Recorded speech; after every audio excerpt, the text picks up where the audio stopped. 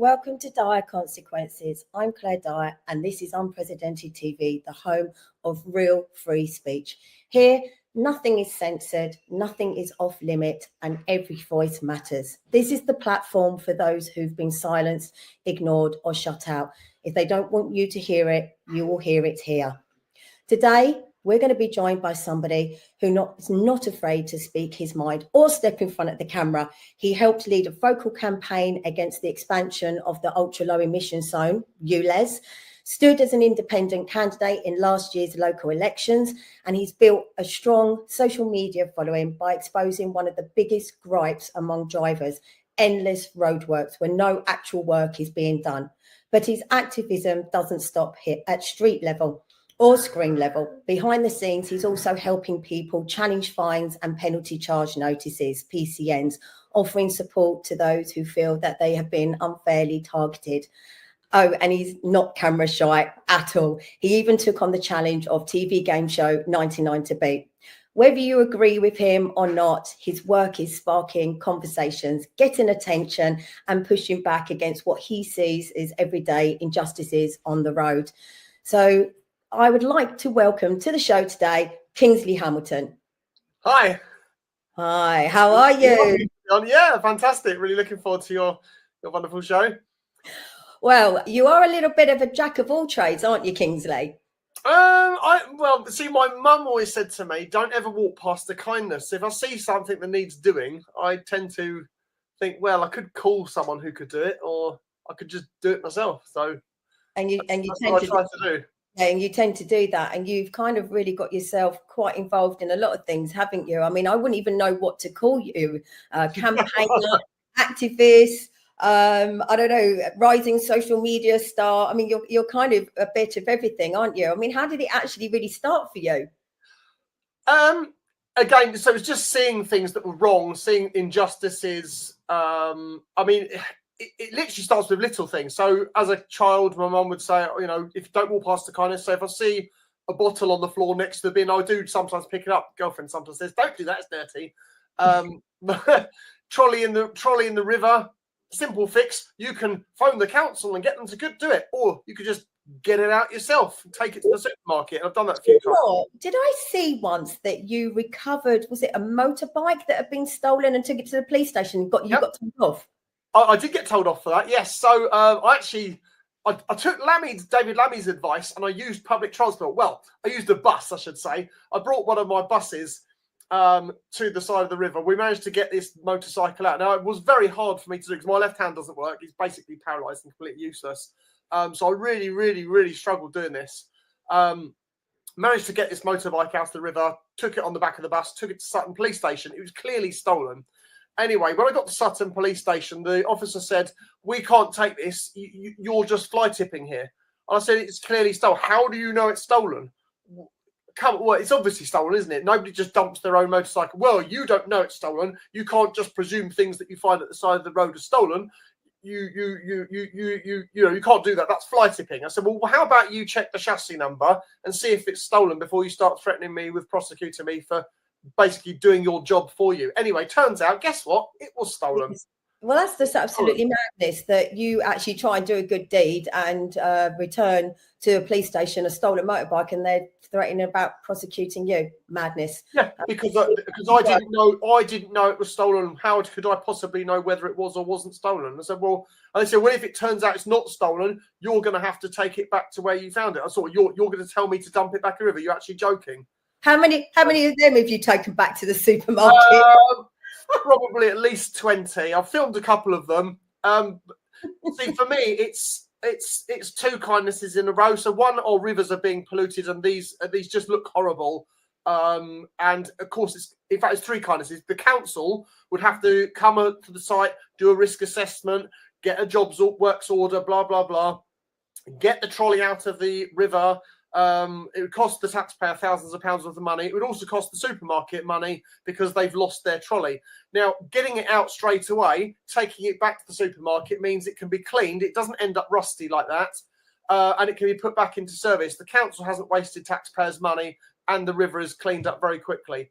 I wonder how you ever managed to get through a day or even a working day, because you're always stopping to lend a hand, aren't you? You know what, though? I don't think I'm spending that much time doing it. I think, you know, there are some times where I think I'm in a rush. I really, really haven't got time for this. But then my mind says, you have to. You just have to. You can't walk past it.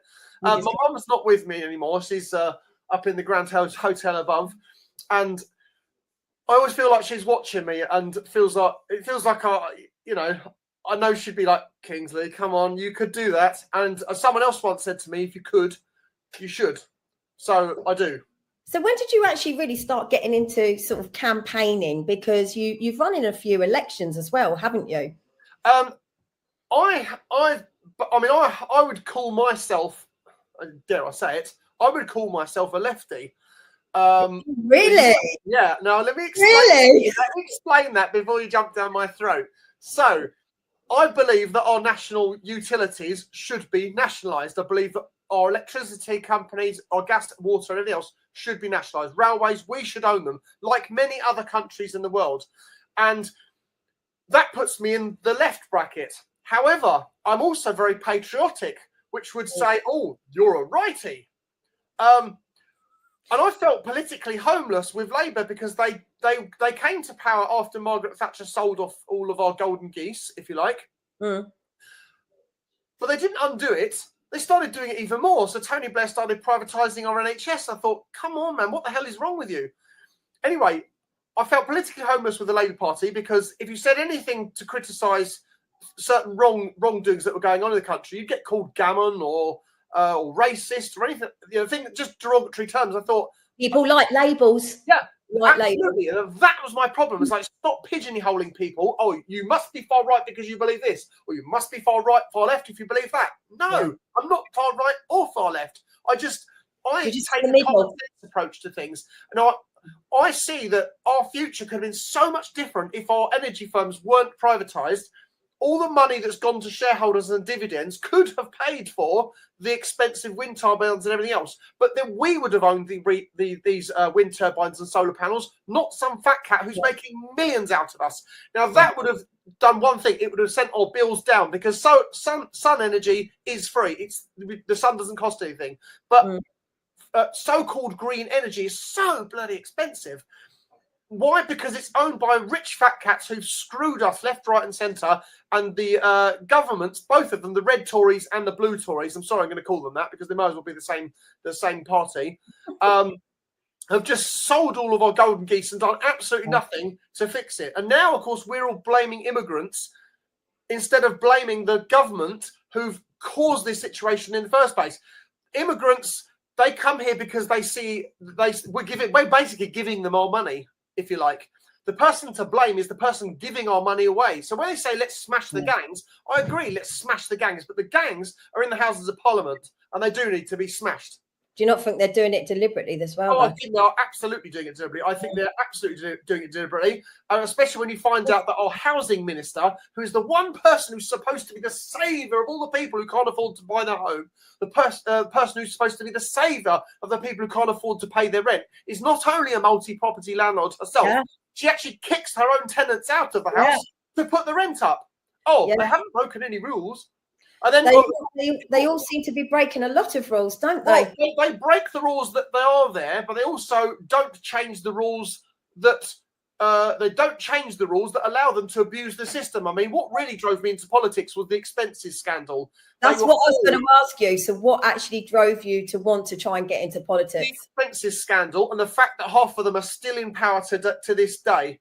I forget her name now. I remember her saying, I haven't broken any rules. Harriet Harman, there you go. Sorry, Harriet Harman. I haven't forgotten what you did.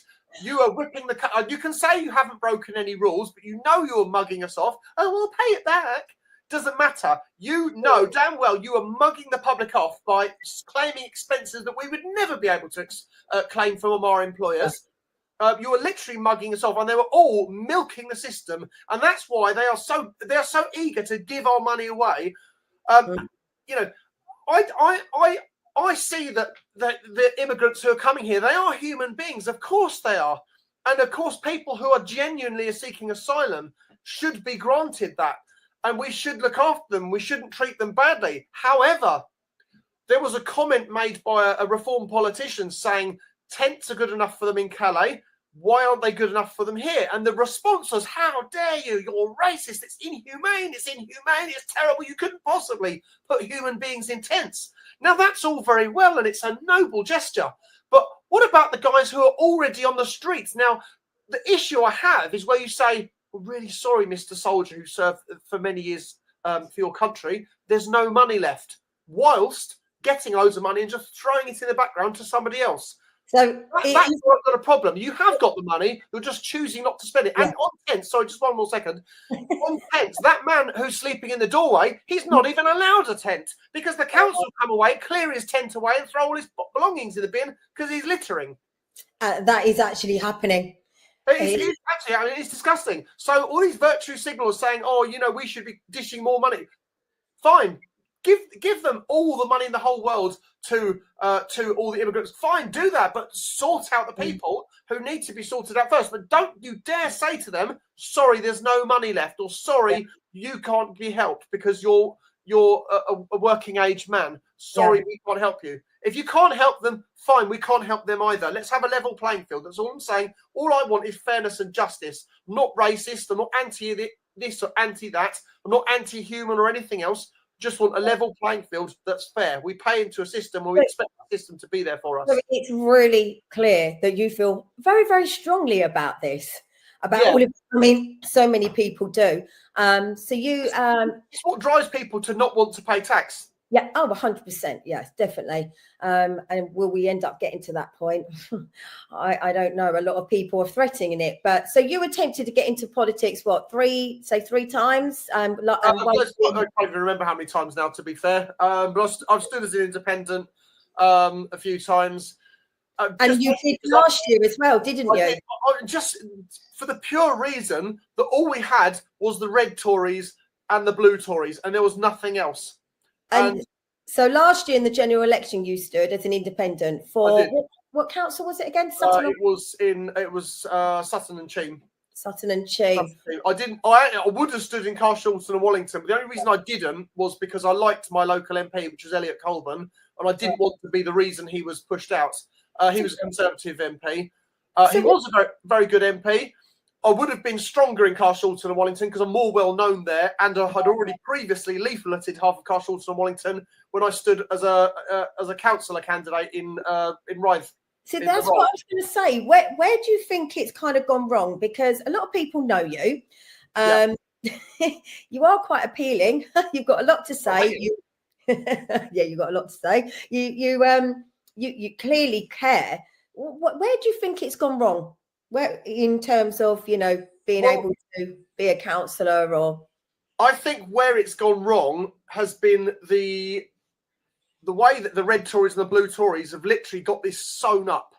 So, I mean, in my home area in Carshalton and Wallington, the leaflets that come through the door is Labour can't win here. Vote Lib Dem. It's going to be between Lib Dems and Conservatives, and people buy into that. So Labour never get a look in. And it's always been Lib Dem, Conservative, Lib Dem, Conservative. And in various other areas, it's the same thing. Oh, Conservatives can't win here. It's either going to be Lib Dems or Labour. So it's a fight between the two.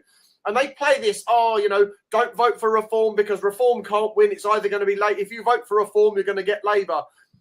What's happened now, though, that didn't happen when I stood. When I stood, it was Labour or Conservative. That was it. And it was neck and neck, across the board. People were just doing the big three. That was it. Reform weren't really getting a look in. Then we had the cancelled local elections, but some of the local elections still went ahead. And I think people were really angry about the fact that the government had been messing about with democracy. I think the reason they did that was because they knew Labour had recently come to power, but had very, very, very quickly lost popularity. Now, everybody remembered, well, we can't just go straight back to Conservatives because they basically trashed the place.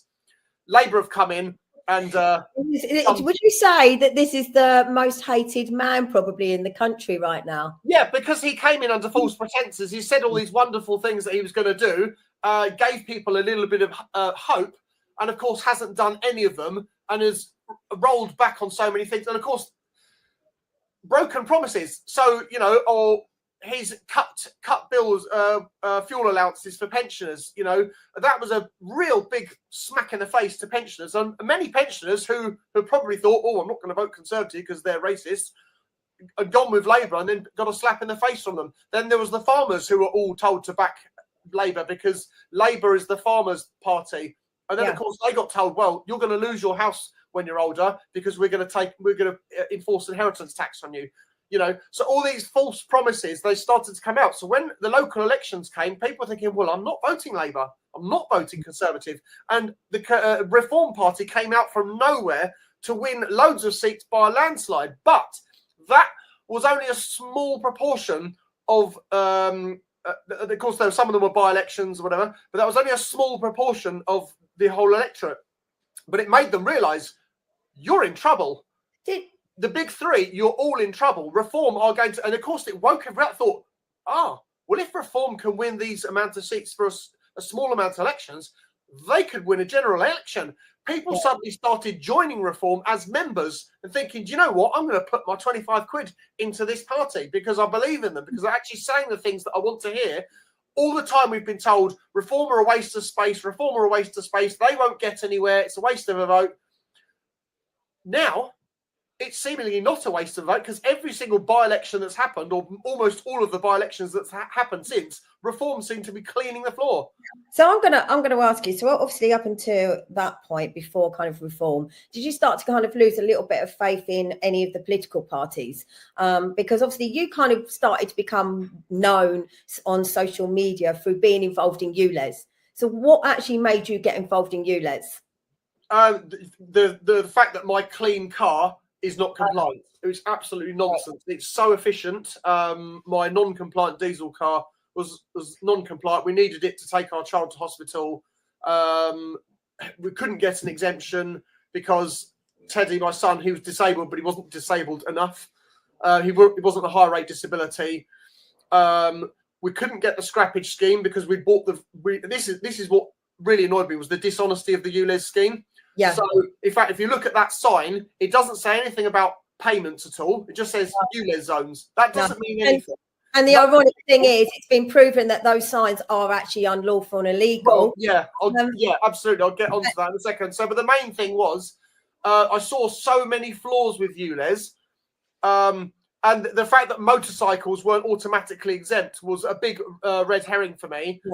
But I could see that this was a money-making scheme. And the real problem with ULEZ was it was vehicle age-based rather than emissions-based. Now, if it's a low emissions zone, it should be based on the emissions of your car. So my girlfriend's car, for example, it's got a £30 tax bracket. And the reason it's £30 is because it's so fuel efficient and its emissions are so low. But because it's old, it's not compliant. But you've got a brand new gas car, a 5-litre Range Rover, happy days. That's perfectly all right. This is the thing.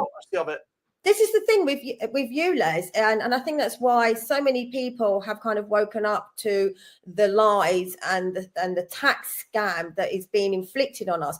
Because there are so many things about ULEZ that just make no sense. You know, you didn't even need to know the science or the data or the facts. Just pure common sense tells you that if you have a vehicle, as you just said, that's in the £35 tax bracket because it's got low emissions and that's not compliant, yet a 5-litre engine is, how does that even figure? It just doesn't.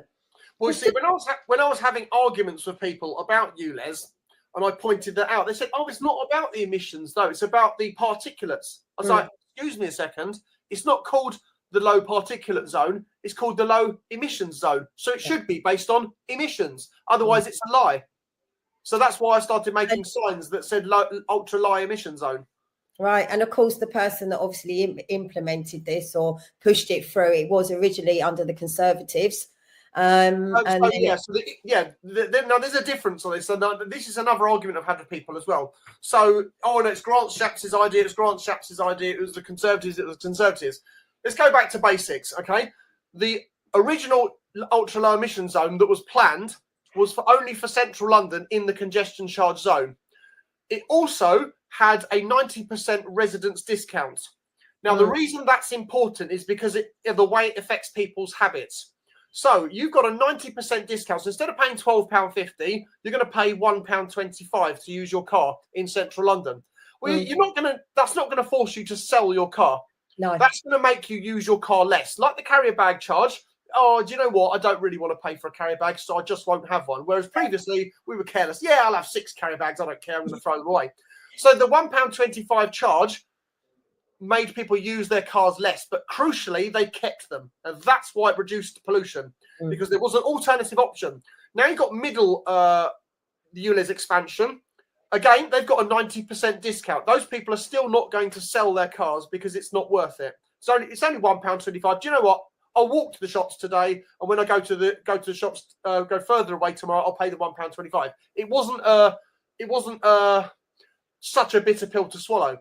Now you've got outer London that's in ULEZ, and there's no discount. Guess what's going to happen? Everybody's going to want to sell their cars, but you're going to sell your car to somebody. Who are you going to sell it to? You're not going to sell it to somebody else within London because they don't want it. Yeah, that's the thing. People were having to sell their cars up north, weren't they? And right. But this is the thing. So you're going to sell your car to somebody who lives outside the ULEZ in a rural area. So you've got a 10-minute walk to the school. That's fine. You can walk to school. You've got a 5-minute walk to the supermarket. You can do that. Or your short bus ride. You can go to the train station because it's not too far away. You can walk or take the bus there. But you've now sold that car that you would use to go to do those short trips to somebody who lives in the countryside. Now, the person who lives in the countryside doesn't live 5 minutes away from the train station, schools, and everything else. They live 5-10 miles away. So they're not only going to carry on using that polluting car, they're going to use it even more than you were using it. So there's even more pollution than if you'd have kept the car. So that's why the 90% discount was very important. Because had we had a 90% discount, we would have just used the car less. And in that instance, ULEZ would have worked. But it doesn't, because that polluting car that's been sold is now sold to another user who's doing even higher mileage. And guess what, Mr. Sadiq Khan? The wind blows. To be honest, I would argue like your backside. To be fair, I would argue the fact that the people who live in places like where I live, literally right on the boundary, who are in the countryside, we're never going to use their cars less, even with a 90% discount, because we don't have the public transport infrastructure to start with. And we're surrounded by country lanes and, the countryside and fields. So, you would sell the car to somebody who's going to pollute even more out of London. And so, you'd buy a compliant car, which in the cost of living crisis, and that was the other thing. We asked for Sadiq Khan to delay this, to give people a chance to get compliant vehicles. And that's what he wouldn't listen to. No, I'm doing it. And it was rushed through within 9 months. And of course, what happened was people sold their cars, and the price of second-hand non-compliant cars went down the toilet. The price of compliant cars, even ratty old bangers that were smoking like hell, went through the roof. And in fact, I ended up buying a compliant car that I ended up having to buy a new engine for it because it was so knackered and it was smoking like hell. I did a video on it. That it was so bad, it was worse than the non-compliant car. It's absolute nonsense. I was going to say, talking of videos, you pretty much video everything you do, don't you? I do have videos. So not only did you, co-lead the ULEZ campaign in your 1964 bus. Yep. Transporting everybody to all the demos, and that gained quite a bit of attention. You've carried on and you've moved on to really, actually, generally what you've always done. Everywhere you go, and there's your bus. Yeah. We've stopped the ULEZ on it. It's very eye-catching. I mean, you can't miss that bus, can you? And you take I mean, you have a few stories about that bus, don't you? With parking tickets, I believe. Yes, actually, I just recently had an email back from the adjudicator. So basically, I parked in a bus stop about a year ago. I stopped in a bus stop for a short time. It's a bus, isn't it? It's actually a bus stand. I parked in a bus stand for a short period of time, and I got a parking ticket. And I was like, what the hell? It says no stopping except buses. It's a bus. It's a bus stand. It's not even a bus stop. It's a bus stand. Okay, so it's actually meant for sort of waiting there for the response I got from Brighton Council was, no, it's a bus stop. It's for service buses. Well, actually, no service buses stop there at all. So that's a complete load of rubbish. I argued it. I took it all to. I took it all the way to tribunal. it went back and forth because actually I missed one of the letters that they sent me back. So I didn't get the initial response to reject it, so it went higher, and then I ended up having to do a statutory declaration, and then go back to stage one. When I got back to stage one, I filed the appeal correctly, but it went to adjudicator. Adjudicator, they dropped it at the last minute because my evidence showed actually you've used the wrong sign. The sign should have said no stopping except local buses, but it said no stopping except buses. Well, clearly, Your Honour, this is a bus. This is a bus. Yeah. In a bus stop. That's what a bus stop is for, stopping a bus. And of course, they dropped it. So I won my case. But they actually, Brighton Council then sent me an apology letter saying, oh, we're sorry for any inconvenience. So you're not sorry. You're sorry you got caught by somebody who knows what they're talking about. And then a few days ago, but actually a couple of weeks ago, I got another one in exactly the same bus stop, same bus. And we're going to go through it all over again. Right. And we are now going to go for a quick break so you can have a breather. And we're going to look at a couple of trailers. Thank you.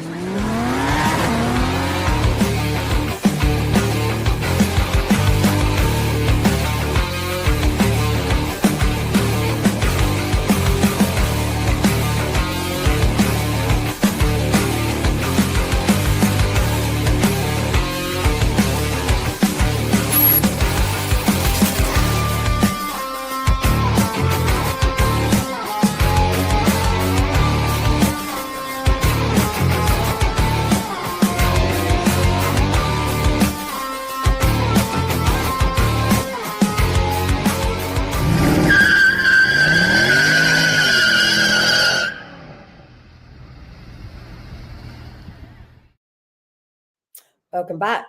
So Full Throttle, definitely one for you, and definitely sounds interesting. Yes. I think you were watching that thinking, yeah, I'd love to be on that. Do you want to be? Yeah, definitely. Do you want to be on that? I'd love to do a show with you. Absolutely. I think you could talk more on that show than you can on this one, for sure. Well, we'll give it a go and see what happens. Well, as I said, you're a jack of all trades. You know a lot about a lot of things. And just before that advert, you were talking about obviously your own parking ticket, but you also help people behind the scenes with their PCNs and their fines as well, don't you? Yeah, I do. And to be fair, see, we say PCN, there's penalty charge notice and there's parking charge notice. And I try and explain the difference between the two. So a penalty charge notice is where you park on a public highway and you breach a rule. Now, inadvertently or not, if you breach a rule, you're liable. It's as simple as that. There's no, oh, sorry, I didn't know. What people don't realise, though, is when you go into private property, the agent that gives you a PCN does not have the same authority that the enforcers of the public highway do. But they'll still call it a PCN to make you think that it is a penalty charge notice, but it's not. It's actually called a parking charge notice. But they say parking charge notice, PCN. Now, what that is actually an alleged contract. Now, I say alleged contract because it doesn't necessarily mean that a contract has been formed. Now, again, they are not enforcing bodies. This is what people don't seem to understand. They can only enforce a contract that is real. For a contract to be real, it needs offer, consideration, and consent. Now, consent is the very important thing. You cannot accidentally consent, you cannot inadvertently consent, and you cannot negligently consent to a contract. It's as simple as that. There's no, oh, well, yeah, but no. That's the law. The contract law is very simple. So what the claimant has to do, they have to say and prove that you've entered into a contract. Now, they will say, you saw the signs, you breached the terms, you overstayed by 10 minutes or whatever it is, or you parked in a space that you weren't permitted to, or you didn't just display a permit or whatever it is. And therefore, you agreed to a contract. But let's give you an example. So you go into a supermarket and you spend maybe £200 or £300 doing a massive shop, and it's got a 90-minute wait, okay? And you go over it 90 minutes. Stop you because I kind of tried to ignore it, but who was that just walked behind you? Oh, sorry, that was Sarah, my girlfriend. Apologies. Went to the fridge, took. I don't know what she took from the fridge. I didn't see, to be fair. It was Sarah, was it? She wasn't going to whack me over the head with a frying pan, was she? No, I don't think so. Oh, that's all right then. I would warn you. That's all right. Just yeah, so, as I was saying, so when you're in a supermarket and you spend a lot of money, you might, for example, go over your time limit by a few minutes, and it's not deliberate, it's inadvertent. Now, in your appeal, you'll say, I'm really sorry, I didn't do that on purpose. They don't care. If that was a yellow line on a public highway, the answer would be, well, it's tough. You've broken the law. On private land, it's not tough because you haven't broken the law. And because you haven't done it deliberately, you haven't entered into a contract. But you still need to tell them that you haven't entered into a contract in order for the contract to be cancelled. But you need to do that in writing. Sorry, we've just brought up the video of your latest escapades because, you know, I would say you have your own war going on. Far cool work going on. I'm just going to be clear, I didn't swear there. I said far cool work going on. I'm very clear when I do my video. It's really driven being the word, by the injustice that is being inflicted on the motorist. And I think you've almost made it your life's mission, haven't you? I have a little bit, yes. Yeah, I want to protect. I don't just want to protect the motorists. It's just general injustices. So I mean, that video that you're seeing behind you, that poster says the Mayor of London, funded by the Mayor of London, new council homes here. Well, it's not funded by the Mayor of London. It's funded by you. And there's about 12 properties being built there. And what I was saying there was that those 12 properties are going to make a massive difference to the 1,000 people that came the previous day by boat are now in hotels. And of course, the people who are going to be moving into those council homes are eagerly waiting to get on a boat in Calais to come and take up those residences. Because let's face it, that's basically what's going to happen. The people that are on the council house waiting list are not going to get a look in because, sorry, we haven't got the funding, we haven't got the money. Oh, hello, welcome, Mr. Boatman. You can have a house. Yeah. And then it's rightly getting people cheesed off. Yeah, and all that green belt and green land that is taking any green. Well, that's where it's all going, isn't it? Let's just see. You know, we've got loads of green belt land. Let's just build on it. I mean, when does it stop? When do we say no? We don't want to give up our public parks. Yeah. We don't want to build houses on the parks. We don't want to build houses on our school playing fields. We don't want to close railway lines down and build houses on them because that's basically, you know, that's. Potentially, that's a future thing that could potentially happen. I mean, it's happened in the past with Dr. Beach closing railway lines and then ending up building houses on things and thinking, oh, I wish we hadn't done that because we could have built a road there. You know, we don't want to keep building on. If you've got a hole in the bucket, you don't just keep putting more buckets there. You either fix the hole in the bucket or you get a new bucket. We're gonna hear what you say in the next video that we're gonna bring up. Okay, go for it. It's a lane where there's a lot of roadworks going on. Well, seemingly a lot of roadworks, but it's actually far cool work going on. As you can see by this sign, far cool work is happening. Nothing is happening. As you can see, there's not even a hole in the road. There's a tiny little hole in the pavement. Tooting, yeah, it's on the end of the Northern Line, but in fact the Northern Line's closed as well because, of course, the tube drivers are on strike. A spokesman for TfL said, we're only interested in taking fucking liberties, which is what it stands for. But the Mayor of London apparently is building about 12 council homes here, which is fantastic. That's going to make a massive difference to the 1,000 people that came by boat yesterday. And in fact, the new residents of this home are actually waiting in Calais to be told that they will be able to take up this residence long before anybody else that's been here a long time and pay tax or anything like that. They will, of course, be in hotels for now. But anyway, far cool work is going on. Far cool work is going on in the Houses of Parliament. Far cool work is going on in government because basically nobody gives an absolute shit. There we go. TfL said we're taking fucking liberties. And that's basically all they have to say on pretty much everything because they don't answer any questions. There we go. Hi, 3 to you and back to you in the studio or on the phone, or whatever you're doing. Hopefully you're not driving. See, you are just absolutely, you're crazy. You're nuts. But the thing is, everything you say is true. It's just done in just absolute sheer madness. And as I said, I don't know how you get through a day because you seem to find all of this stuff. It's just there. Everywhere you turn, it's there. I probably make about 20 videos per day and upload maybe 2 or 3 of them to something. Yeah, I just don't get time to upload them. You know, everyone in the gallery is laughing at that. because, as I say, it comes across as absolute madness, but I actually think it's quite clever the way you put things together. The thing is, I mean, I tried to make light of the situation, but what's happening in the country is driving the public to madness. And so apparently, I'm just going to stop you. So apparently the producer is terrified by the language, but just to correct, you're not actually swearing, are you? I did say farking, FAR space KING, and I did use the S word a couple of times. Oh, yeah. But, the F word is the worst, but you're not actually the F word is farking. Yeah. And that's actually my hashtag is Far King Roadworks. Objection sustained, apparently. Thank you. But I was just saying, it's like everywhere you turn, you see all of these injustices everywhere. It's like from the moment you open your eyes, you're just seeing it. But well, this morning I came to Saltbox Hill in Biggin Hill, and there was a lady that was standing at the bus stop. I was just about to do a video at the top of Saltbox Hill because they'd just closed it. The Saltbox Hill is obviously in Biggin Hill, where I live, in our village, that is always inflicted with roadworks and it's always cut off. And it's driving the residents mad. So there was the road closed signs were there. I changed the road closed signs to road ahead FAF space star CED, which it actually means farked, FARKED. And more Farking roadworks going on. Anyway, there was a lady standing at the bus stop, and then another lady turned up, and the 464 bus stopped and seemed to be terminating. It wasn't going any further.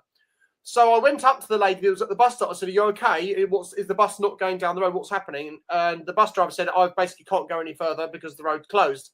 And the lady said, "I need to get to Hyams Farm, which is halfway between Addington and Biggin Hill." And I said, I'll drive you up there as far as I can in my minibus. So I did that. Anyway, I got to the road closure, and the bloke said, "Oh yeah, I'll let you through So I went back to my minibus to go and come through. And by the time I got back to my minibus, he'd reclosed the road again. I was like, "Come on," he just said I could come through. Anyway, he opened it, let me through. But yeah, so I couldn't walk past that lady that was standing at the bus stop and leave her stranded, knowing that it would have taken me 30 seconds to run her up the road. So I did do a video on that, but you are literally a good Samaritan for drivers. But I wouldn't even just say that you are a good. There you go. We need to change. Sometimes I see people miss the bus, and I say, "Hey, do you want a lift?" And I'll put you on the bus. Listen, I know. I mean, you have so many stories. I mean, to be honest, you help where I live out a lot. You cleared a whole traffic jam the other morning in the pouring rain. You've been known to stop up the lane, and broken branches have been in the road, and you're pulling them and getting them out the way so the road is clear. It's endless what you do, isn't it? I do have a little bit of a selfish edge to that. The when I see the branch sticking out in the middle of the road, I don't want to have it smash my vehicle up. I also think I don't want it to smash other people's. I mean, I suppose I could just drive around it and leave it and say it's somebody else's problem. But then I think about what's the alternative? I leave it. It's going to smash people's windscreens. It's going to mean that somebody calls out the council. Guess what the council are going to do? They're going to come do a site visit. Tell us about this. Put the roadworks out. Tell us about the coffin. The coffin, democracy, right? Okay, so that was abandoned in 2016 or 18, I think. At a democracy, it was the High Court. It was where we'd lost the case about leaving the EU or something. I can't remember exactly. It was the Supreme Court ruled. Oh, that was it. The Supreme Court ruled that Parliament had to decide how we had Brexit, even though when we had the Brexit vote, we were told in no uncertain terms, if you vote Brexit, you're getting no deal. You're getting no free trade in Europe. You're going to get none of these benefits. So you better vote Remain. Then everybody said, well, we don't want any of those things. We want full Brexit. So Brexit was won. As soon as they politicians realised that the public had spoken, they were like, oh, okay, well, we need to sort out a deal. Well, hold on a minute. You said if we vote for Brexit, we don't get a deal. We don't want a deal. Oh, no. We need to go back to Parliament and discuss the deal. How we're going to do Brexit. I'm like, well, which one is it? That's not fair. You said we weren't going to get a deal. We were going to get a clean break. And they kept calling it crashing out of the window of the EU. I mean, you don't crash out of a building. You just go out the door. You know, it's not. Why do we need to crash out? We don't need to crash out. We need to just take our stuff and go. So anyway, so there was a big demonstration outside the Houses of Parliament and outside the Supreme Court, and some people had carried that coffin of democracy, and they abandoned it basically. And I picked it up, and they said, "Oh, we can't carry it because there was 4 of them." I was like, "You can just put it in your shoulder. It's cardboard." It is actually a real coffin, and I've brought it to every single protest that I've been to. I've still got it. It's in the back of my van. And I've actually kidnapped it before. It does need a little bit of TLC. I think didn't somebody say they wanted to pay $6,000 to buy it or something? I think. I have no idea. Did they really? I think they did. Yeah, I think there was someone said about selling it. And then someone offered $6,000. I stole it, Kingsley. I kidnapped it. I kidnapped it and held it. You did use it for a few of your things. That's fine, you know. So it stands out. It sends a very good message all by itself, doesn't it? Democracy is dead. Well, that was the point. And initially, one of the headlines was saying, "Oh, he's saying death to democracy." One of these, I would say lefty. I'm going to say wrongy because I consider myself a lefty. I was going to say that was my question about left and right. I'll go back to that in a minute. I wasn't saying death to democracy. We're mourning democracy. We want democracy. You've killed democracy. Sadiq Khan killed democracy by ignoring the consultation that took place for ULEZ. And there was a massive rejection. And he said, "You know what? I'm doing it anyway." And then what was really the gutting thing was to find out that he bought the cameras before he even did the consultation. Yeah. And I think, as I was just saying, I think the coffin needs a revival and needs to start coming out more, because not only is democracy in mourning and dying, freedom of speech is also dying, isn't it? Oh yeah, of course. You're not allowed to say this. You're not allowed to say that. Well, I don't. Although you don't do too bad, though, do you? I'm okay. Yeah. If I think that, I'm gonna say that. As Eminem would say. I think you get away with a lot, because with all the things you do, you were saying that you're pretty selfish when it comes to, obviously, you don't want your cars or your vehicle scratched by the tree branches, so you move them out the way. But also, it makes a very good video, doesn't it? I do make video. I do video. I mean, the thing is, my reason for doing a video is it encourages other people to do it. There's a lot of people say, "Oh, why don't you just do it in private?" I'm like, well, that doesn't encourage anybody else, does it? Yeah. You know, I say if you're doing something good, you should show everybody. You should absolutely video it. You should absolutely show everybody, because it will make other people copy you. Yeah. I don't want loads of people going, "Well done, Kingsley." I want loads of people going, "Hey, Kingsley, I'm doing it too." Yeah. Good. And that's how Tom Benson. On the screen, we've got Lucy Connolly, obviously, who was imprisoned for hurty words. Yes. You know, and there's a lot of people like you out there, like you just said. You know, you do the videos because it gains media attention, but also it's to try and show that anybody can just stop. Absolutely, yeah, absolutely. I would love it if everybody just looked after their own areas, treated the areas with respect, picked up a bit litter sometimes. You know, if you see a problem, you know, there's that thing: see it, say it, do it, or My team want you to be their patron saint, Saint Kingsley of ULEZ. But I'm definitely not a saint, so I won't be able to do that. I don't think. I mean, I could be a patron, I suppose. But on that Lucy Connolly thing, actually, I just want to quickly touch on a point with Lucy Connolly. So Lucy Connolly was arrested, and she was immediately remanded.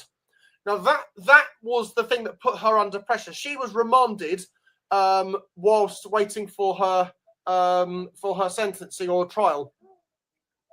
That made her do what I call an equivocal plea. Now, an equivocal plea is where you plead guilty to something that you know damn well you're not guilty of, but because you want to get the case over and done with.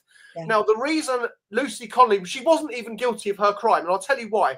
There were 4 crucial words on her statement that she wrote on her tweet. And those 4 crucial words were, "For all I care."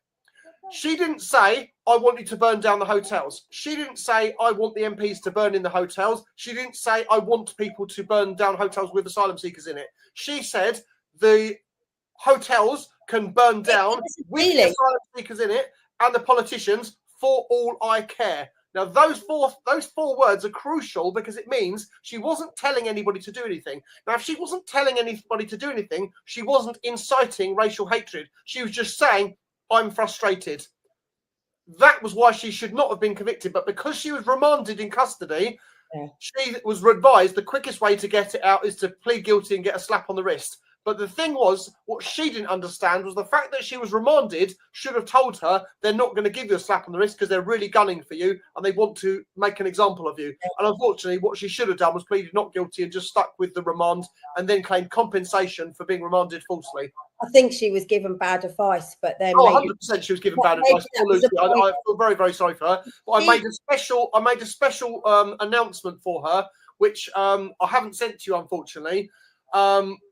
But I did it on my megaphone outside Downing Street. And it's kind of similar to the railway announcement that you hear on the trains. Now, on the trains, they'll say, please remember to keep all your personal belongings with you at all times. If you see something that isn't right, you can report it to the police by texting blah, blah, blah, blah, blah. See it, say it, sorted. So my advice was, welcome to Great Britain. If you say something that isn't right, you'll be reported to the police.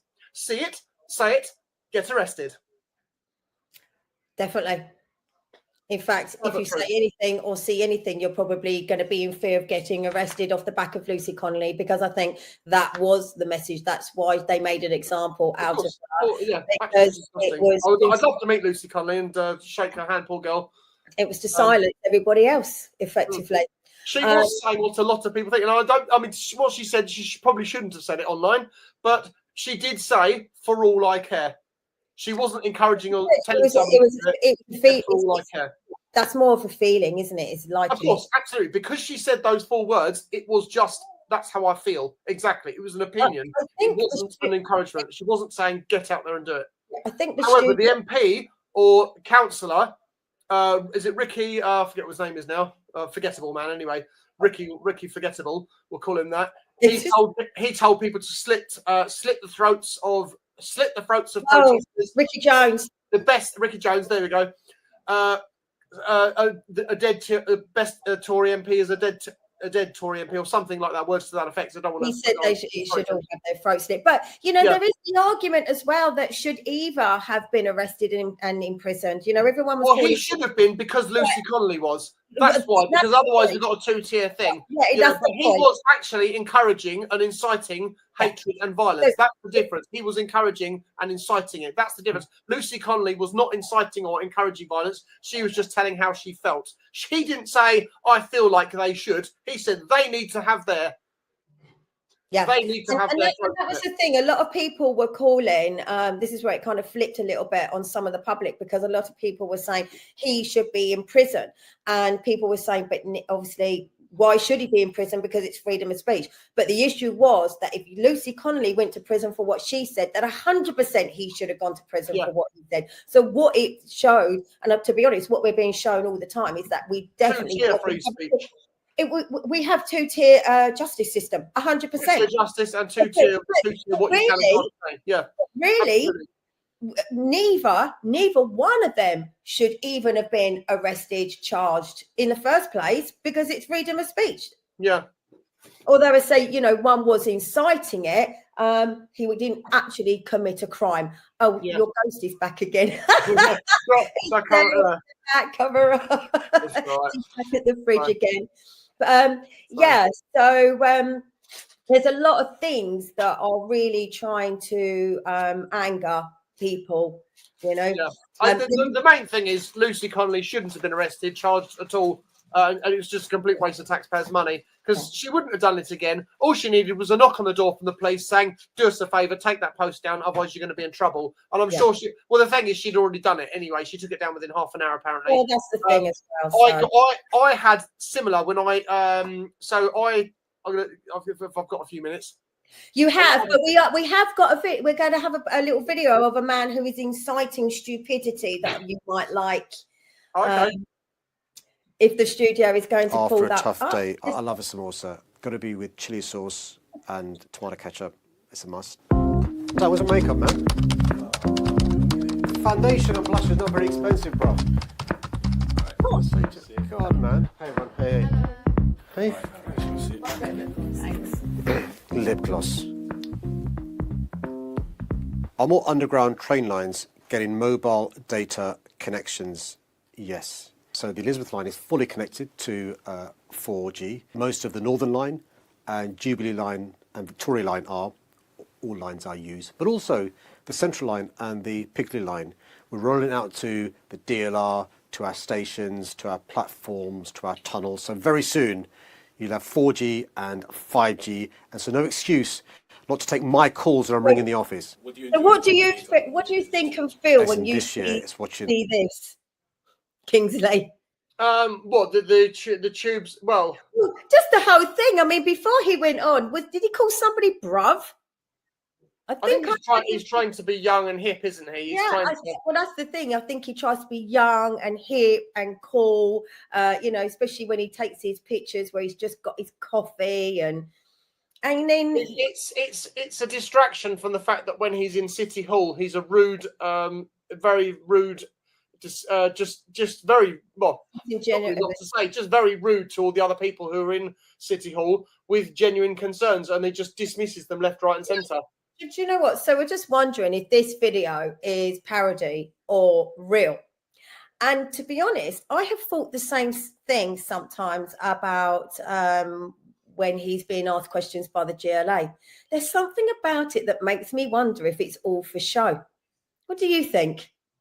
Oh, it's 100% is for show. I mean, he is a very good showman. There's no doubt about it. But he's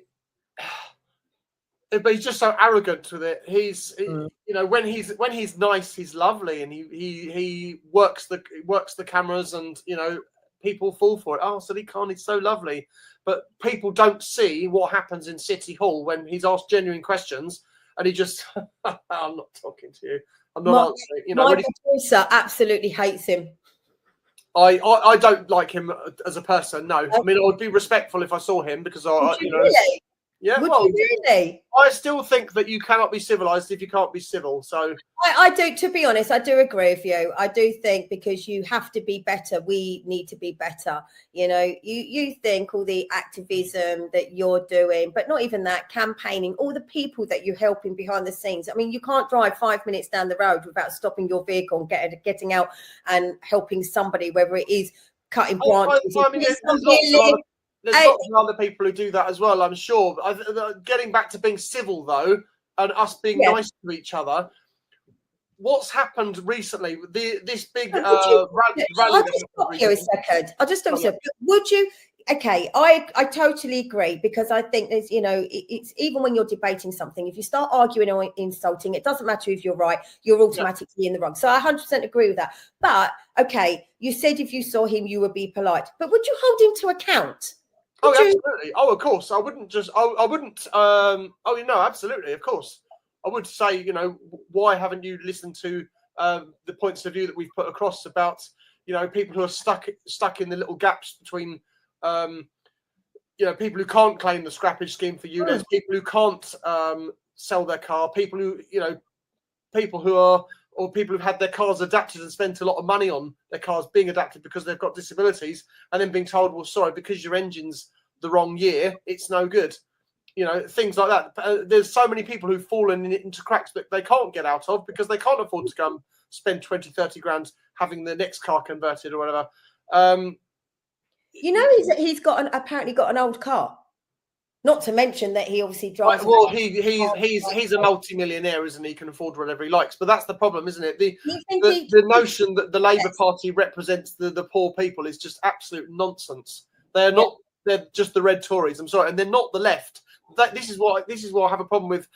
So I would consider myself a lefty, in that I believe that in nationalised industries, I believe in fairness, I believe in working for a living. But I would also like to own my own home and not have a mortgage strung around my neck that's unaffordable. I'd also like tenants who can afford to pay astronomical rents to be able to pay the mortgage that's less, instead of making the landlord that's basically doing nothing own the house. To me, that's just modern slavery. I'm going to go on, carry on. I'll let you finish. So the Labour Party are not the left, and the people we call the left are not the left. They are the wrong. So you might call me far right. Well, you are the far wrong. I'm going to say, I'm going to think this last photo probably sums you up. Tell us where that hat came from. Sarah bought it for me for my birthday. And you wear that quite a bit. Now, when you're I do wear that now when I'm doing my roadworks videos, yeah. So no. I've just sent you on WhatsApp the link, sorry, not the video, my roadworks, and not my roadworks, that was my See It, Say It, Get Arrested video, which is quite amusing. I did that outside Downing. Sorry, you've sent me your what? The video of me outside Downing Street with a megaphone. Welcome to Great Britain, or welcome to London.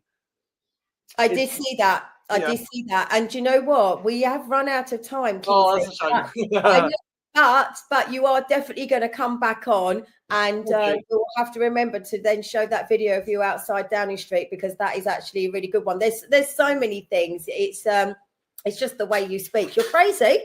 Oh, thank you. You're definitely crazy and naughty, but you at the core you have a very, very good heart. Oh, thank you. When I see, and even the people around Biggin Hill are now starting to, they're starting to see you. They saw you today with your hat on. There was a man with a very code hat. So, you know, yes, that's me. So the people of Biggin Hill are quite often eternally grateful for you stopping and the lifts that you give people there. That's what they saw today. They saw a man with a hat on, and I put the picture in, and they said, yeah, that was him. Yeah, that's Kingsley. Fantastic. So thank you for coming on, Kingsley. You're welcome. Thank you for having me. I know, and I know you have far more to say, and we're definitely going to have you back on, because you have a lot to talk about. You can cover a lot of subjects. I'll do my best. Thanks, Claire. Well, thank you very much. Okay, anyway, so that brings us to the end of today's show. A big thank you to Kingsley Hamilton for joining me and for sharing his journey, his views, a lot of his views, and the work he's been doing, both online and behind the scenes, whether it's challenging road policies, helping people fight fines, or simply holding the camera up to what others might ignore. It's definitely clear that he is not afraid to ruffle a few feathers in the name of what he believes is right. He's always there to give anyone a lift if they need it, if they're stranded, cut your bushes out the way, clear your roadworks, whatever it is. Kingsley is always there to help, because he hates injustice. So, as always, whether you agree or disagree or fall somewhere in between, as Kingsley said, are you left or you're right or you're somewhere in the middle, these conversations matter, and we're glad you tuned in to be a part of it. So please don't forget to share, subscribe to us if you want to hear more voices shaking things up at a local level and national level, because all these local issues are also national. And if you've got any thoughts on today, then, you know, always comment. So please continue to follow us, to tune in. We've got plenty of shows. I'm Claire Dyer, and this is Dyer Consequences, and thank you.